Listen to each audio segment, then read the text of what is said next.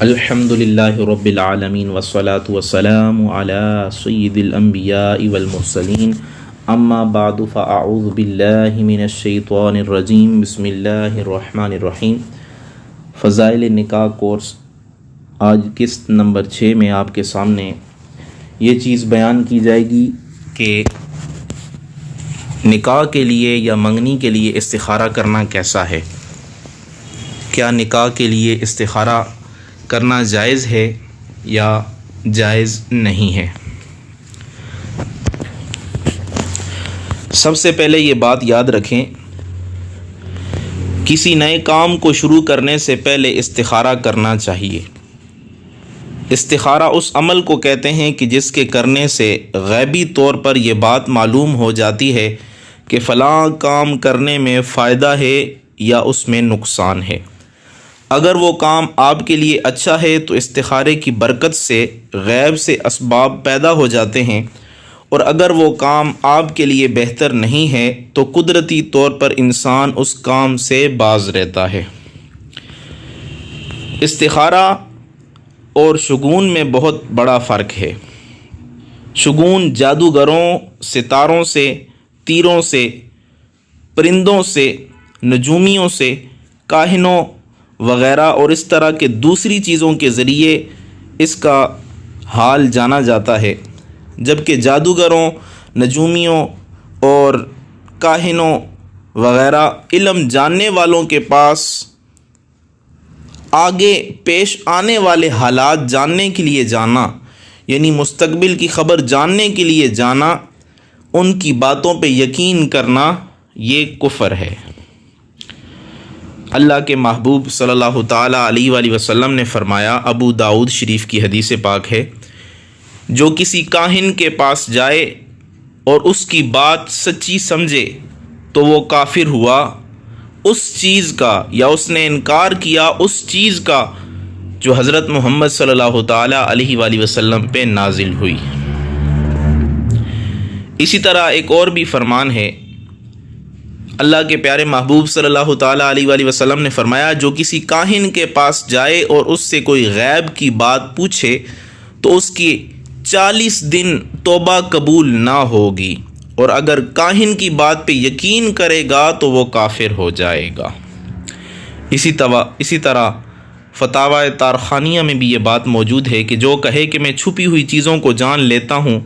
یا جن کے بتانے سے بتا دیتا ہوں تو وہ بھی کافر ہو جائے گا۔ اسی طرح شگون لینا شریعت اسلامی میں شرک بتایا گیا ہے، اور شرک وہ گناہ ہے جسے اللہ تعالیٰ کبھی معاف نہیں فرمائے گا۔ شرک کرنے والا ہمیشہ ہمیشہ جہنم میں رہے گا۔ حضرت عبداللہ بن مسعود رضی اللہ تعالیٰ عنہ نے اللہ کے پیارے محبوب صلی اللہ تعالیٰ علیہ وآلہ وسلم سے یہ قول نقل کیا ہے کہ شگون لینا شرک ہے، شگون لینا شرک ہے، اگرچہ اکثر لوگ شگون لیتے ہیں۔ یہ مشکات شریف کی حدیث ہے۔ اسی طرح امام احمد بن حنبل رحمۃ اللہ تعالیٰ علیہ نے بھی یہی فرمایا ہے کہ شگون لینا شرک ہے۔ اسی طرح حضرت عبداللہ بن عمر رضی اللہ تعالیٰ عنہ سے بھی ایک قول مروی ہے کہ شگون لینا شرک ہے، اور یہ الفاظ 3 مرتبہ آپ نے ادا فرمائے۔ پھر کہا کہ سفر کو جانے والا کسی شگون کی وجہ سے لوٹ آئے، مثلا راستے سے کالی بلی نے کاٹ لیا، یا یہ سمجھا کہ فلاں شخص مجھے راستے میں مل گیا ہے اور فلاں شخص منحوس ہے جس کی وجہ سے میرا سفر درست نہیں ہوگا، اس وجہ سے وہ سفر سے واپس لوٹ آئے، تو اس سے رسول اللہ صلی اللہ تعالیٰ علیہ وآلہ وسلم پر نازل شدہ احکام الہی یعنی قرآن کریم کا اس نے انکار کیا ہے، کیونکہ اس طرح کا شگون وغیرہ لینا یہ شرک ہے۔ اسی طرح ایک اور روایت میں بھی آتا ہے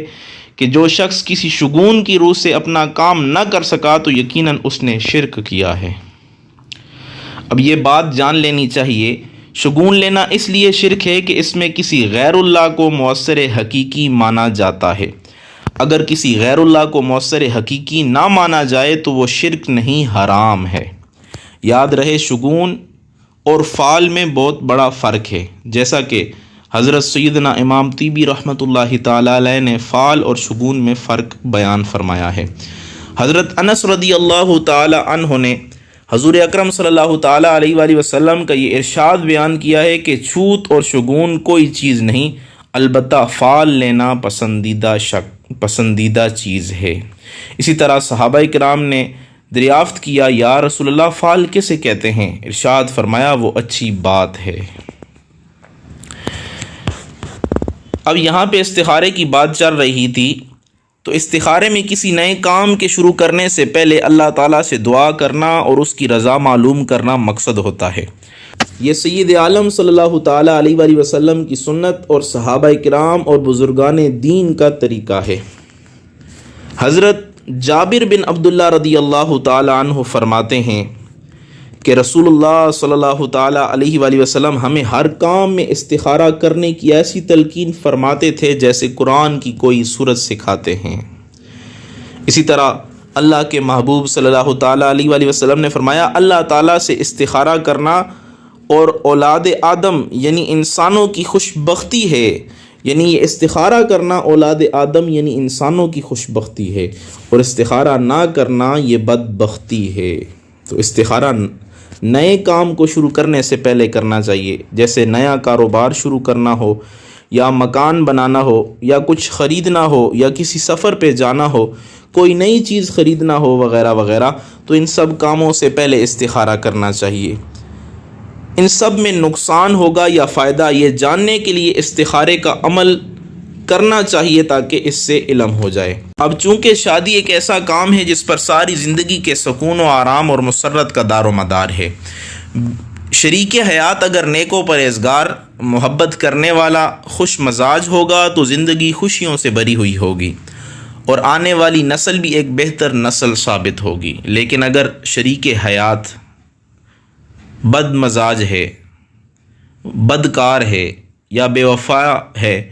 تو ساری زندگی جھگڑوں سے بری ہوئی اور سکون سے خالی ہوگی، یہاں تک کہ پھر طلاق تک نوبت جا پہنچے گی۔ لہٰذا ضروری ہے کہ شادی سے پہلے ہی معلوم کر لیا جائے کہ جس کو شریک حیات بنانا چاہتا ہے کیا وہ اس کے ساتھ زندگی گزار سکے گا، وہ دین و دنیا کے اعتبار سے اس کے لیے بہتر ہے، اس کے لیے بہتر ثابت ہوگا یا اس کے لیے بہتر ثابت نہیں ہوگا۔ تو اس وجہ سے استخارہ کیا جاتا ہے۔ استخارہ کرنے کا طریقہ، جس سے نکاح کرنے کا ارادہ ہو، جس کے بارے میں یا جس کے ساتھ منگنی کے بارے میں سوچ رہا ہو، تو کسی سے ذکر نہ کرے، بلکہ رات کو خوب اچھی طرح وضو کر کے جتنے نوافل پڑھ سکتا ہے پڑھ لے، 2 رکعت کر کے پڑھے، پھر نماز ختم کرنے کے بعد خوب اللہ تعالیٰ کی حمد بیان کرے، تسبیح بیان کرے، اللہ اکبر پڑھے، سبحان اللہ کہے، الحمدللہ کہے، یا رحمان یا رحیم یا کریم وغیرہ، اس طرح بہت ساری اللہ تعالیٰ کی تسبیح بیان کرے۔ اس کے بعد خشوع و خضوع کے ساتھ اللہ تعالیٰ کی بارگاہ میں دعا کرے۔ دعا کون سی کرنی ہے؟ جو حدیث پاک میں موجود ہے کہ حضرت جابر بن عبداللہ رضی اللہ تعالیٰ عنہ سے روایت ہے، فرماتے ہیں کہ اللہ کے پیارے حبیب صلی اللہ تعالیٰ علیہ وآلہ وسلم ہم کو تمام کاموں میں استخارہ کی تعلیم فرماتے تھے، جیسے قرآن کی صورت ہمیں تعلیم فرماتے تھے۔ پھر فرماتے ہیں جب کوئی کسی امر کا قصد کرے تو 2 رکعت نفل پڑھے اور نفل پڑھنے کے بعد یہ والی دعا پڑھے۔ تو آئیں اب وہ دعا آپ کے سامنے پڑھی جاتی ہے، تو آپ دعا کو غور سے دیکھیں، اس کو اچھی طرح یاد کریں، اور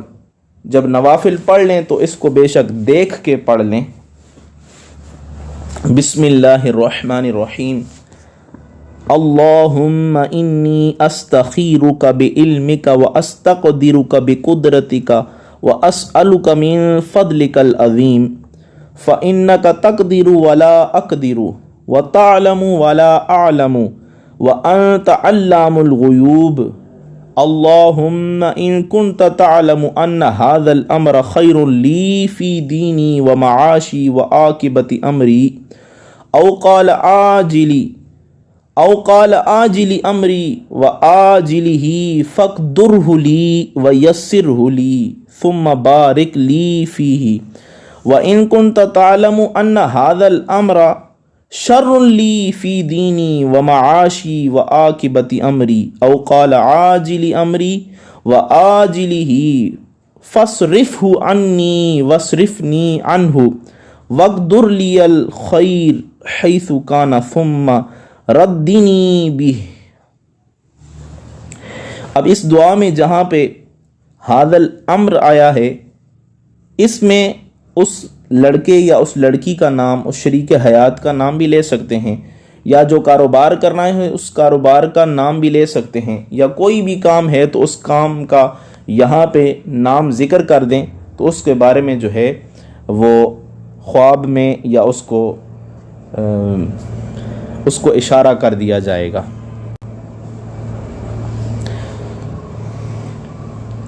اب اس کا ترجمہ سنتے ہیں۔ اے اللہ تعالیٰ، میں تجھ سے استخارہ کرتا ہوں تیرے علم کے ساتھ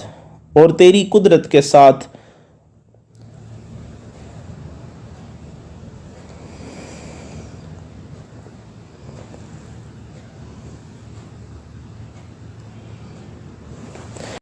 آئیں اب اس کا ترجمہ بھی پڑھتے ہیں۔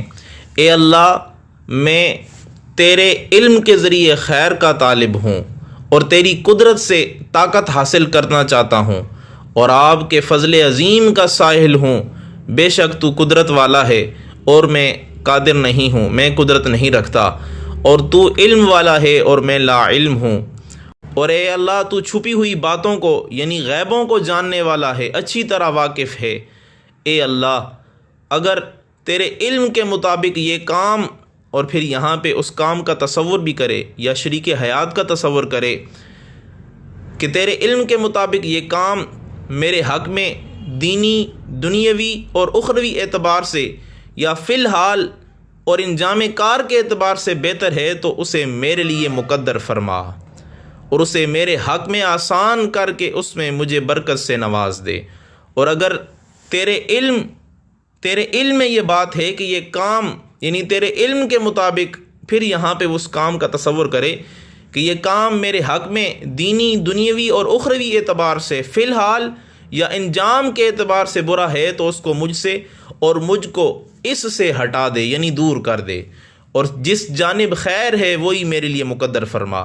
پھر مجھے اس عمل سے راضی کر دے۔ آمین۔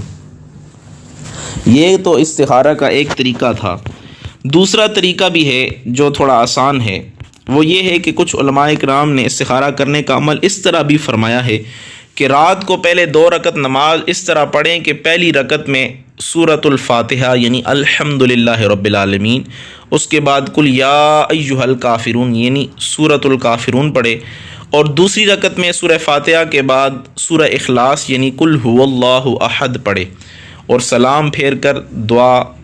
دعا کرے اللہ تعالیٰ کی بارگاہ میں، اور دعا سے پہلے اور دعا کے بعد 1 مرتبہ سورۃ فاتحہ اور 11 مرتبہ درود شریف ضرور پڑھ لے۔ بہتر یہ ہے کہ یہ عمل 7 مرتبہ دہرایا جائے، یعنی 7 روز لگاتار رات کو اس طرح عمل کرے۔ ایک ہی رات میں 7 مرتبہ بھی کر سکتے ہیں، اور استخارہ کرنے کے بعد فوراً باوضو قبلے کی طرف رخ کر کے سو جائے۔ اگر خواب میں سفید یا ہرے رنگ یعنی سبز رنگ کی کوئی چیز نظر آئے تو یہ کامیابی کی علامت ہے، یعنی جس چیز کے بارے میں استخارہ کیا ہے، چاہے وہ نکاح ہو، منگنی ہو، کاروبار ہو، تو وہ اس کے لیے ٹھیک ہوگا۔ اور اگر لال یا کالے رنگ کی شے نظر آئے تو سمجھے کہ یہ کامیابی کی علامت نہیں ہے، یعنی جس کے لیے اس نے استخارہ کیا ہے اس میں اس کے لیے خیر کا پہلو نہیں ہے، تو بہتر ہے کہ کہیں اور تلاش کرے یا کوئی اور کاروبار کرے یا کہیں اور جو ہے وہ شریک حیات تلاش کرے۔ اللہ سے دعا ہے اللہ تعالی ہم سب کو عمل کی توفیق عطا فرمائے، آمین۔